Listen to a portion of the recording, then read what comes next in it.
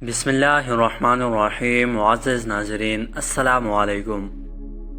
ناظرین، اللہ تعالیٰ کا قرآن کریم میں ارشاد ہے، اور وہ لوگ جنہوں نے ایک مسجد ضرر یعنی نقصان پہنچانی اور کفر کرنی اور مسلمانوں میں پھوٹ ڈالنے کی غرض سے بنائی، اور اس مقصد سے کہ جو لوگ پہلی ہی سے خدا اور اس کے رسول سے جنگ کر رہی ہے ان کے لیے ایک کمینگاہ ہاتھ آ جائے، اور وہ ضرور قسمیں کھائے گی کہ ہم نے تو بھلائی ہی کا ارادہ کیا ہے، اور خدا گواہی دیتا ہے کہ بے شک یہ لوگ جھوٹی ہے۔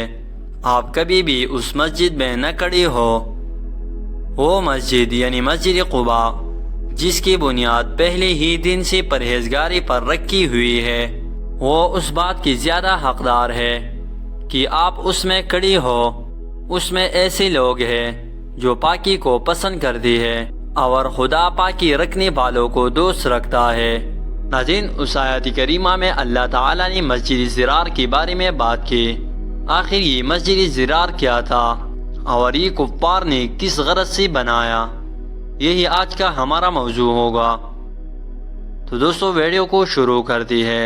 ناظرین، منافقوں نے اسلام کی بیخونی اور مسلمانوں میں پھوٹ ڈالنے کے لیے مسجد قباء کی مقابلہ میں ایک مسجد تعمیر کی تھی، جو در حقیقت منافقین کی سازشوں اور ان کی دسیسہ کاریوں کا ایک زبردست اڈا تھا۔ ابو عامر راہب جو انصار میں سے عیسائی ہو گیا تھا، جس کا نام حضور صلی اللہ علیہ وسلم نے ابو عامر فاسق رکھا تھا، اس نے منافقین سے کہا کہ تم لوگ خفیہ طریقے پر جنگ کی تیاریاں کرتے رہو، میں قیصر روم کے پاس جا کر وہاں سے پوجے لاتا ہوں تاکہ اس ملک سے اسلام کا نام و نشان مٹا دو۔ چنانچہ اسی مسجد میں بیٹھ کر اسلام کے خلاف منافقین کمیٹیاں کرتی تھی۔ اسلام اور بانی اسلام حضرت محمد صلی اللہ علیہ وسلم کا معاذ اللہ خاتمہ کر دینے کی تدبیریں سوچا کرتی تھی۔ آخر یہ ابو عامر کون تھا؟ مدینہ منورہ کی قبیلی خزرج میں ابو عامر ایک راہب تھا۔ اسی راہب کا نام اس لیے دیا گیا ہے کیونکہ وہ عبادت گزار تھا اور علم کی تلاش میں لگا رہتا تھا۔ پھر وہ حضور صلی اللہ علیہ وسلم کی دعوت کا انکار کرتی ہوئی قنسرین میں حالت کفر میں مر گیا۔ اس نے حضرت محمد صلی اللہ علیہ وسلم کو کہا تھا، میں جو قوم بھی تمہاری ساتھ قتال کرتی ہوئی پاؤں گا تو میں ان کے ساتھ مل کر تمہاری ساتھ قتال کروں گا۔ پس وہ غزوہ حنین تک لگاتار آپ کے خلاف جنگ لڑتا رہا، اور جب بنو حوازن شکست سے دوچار ہوئی تو وہ روم کی طرف نکل گیا اور عیسائی ہو گیا۔ اور یہ وہی شخص ہے جن کی لڑکی حضرت حنظلہ رضی اللہ عنہ مشہور صحابی ہے، جن کی لاش کو فرشتوں نے غسل دیا، اس لیے غسیل الملائکہ کے نام سے معروف ہوئی، مگر باپ اپنی گمراہی اور نصرانیت پر قائم رہا۔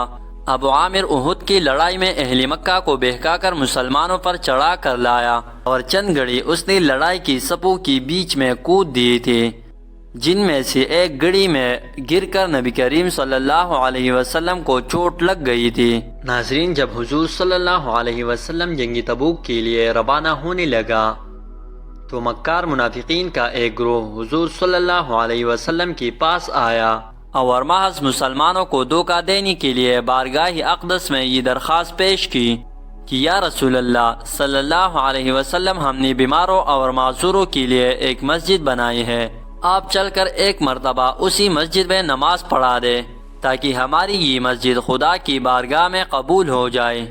آپ صلی اللہ علیہ وسلم نے جواب دیا کہ اسی وقتوں میں جہاد کے لیے گھر سے نکل چکا ہوں، لہٰذا اس وقت تو مجھے اتنا موقع نہیں ہے۔ منافقین نے کافی اصرار کیا، مگر آپ صلی اللہ علیہ وسلم نے ان کی اس مسجد میں قدم نہیں رکھا۔ جب آپ صلی اللہ علیہ وسلم جنگ تبوک سے واپس تشریف لائے تو منافقین کی چال بازیوں اور ان کی مکاریوں دغا بازیوں کے بارے میں سورہ توبہ کی بہت سی آیاتیں نازل ہو گئی، اور منافقین کی نفاق اور ان کی اسلام دشمنی کی تمام رموز و اسرار بے نقاب ہو کر نظروں کے سامنے آ گئے، اور ان کی اس مسجد کے بارے میں خصوصیت کے ساتھ یہ آیاتیں نازل ہوئی کہ اور وہ لوگ جنہوں نے ایک مسجدی ضرر یعنی نقصان پہنچانی اور کفر کرنی اور مسلمانوں میں پھوٹ ڈالنے کی غرض سے بنائی، اور اس مقصد سے کہ جو لوگ پہلی ہی سے خدا اور اس کی رسول سے جنگ کر رہی ہے ان کے لیے ایک کمینگاہ ہاتھ آ جائے، اور وہ ضرور قسمیں کھائے گی کہ ہم نے تو بلائی ہی کا ارادہ کیا ہے، اور خدا گواہی دیتا ہے کہ بے شک یہ لوگ جھوٹی ہے۔ آپ کبھی بھی اس مسجد میں نہ کھڑے ہو، وہ مسجد یعنی مسجد قباء جس کی بنیاد پہلے ہی دن سے پرہیزگاری پر رکھی ہوئی ہے، وہ اس بات کی زیادہ حقدار ہے کہ آپ اس میں کھڑی ہو۔ اس میں ایسے لوگ ہیں جو پاکی کو پسند کرتی ہے اور خدا پاکی رکھنے والوں کو دوست رکھتا ہے۔ ناظرین، اس آیات کی نازل ہو جانے کے بعد حضور اقدس صلی اللہ علیہ وسلم نے حضرت مالک بن دخشم اور حضرت معن بن عدی رضی اللہ عنہما کو حکم دیا کہ اس مسجد کو منہدم کر کے اس میں آگ لگا دے۔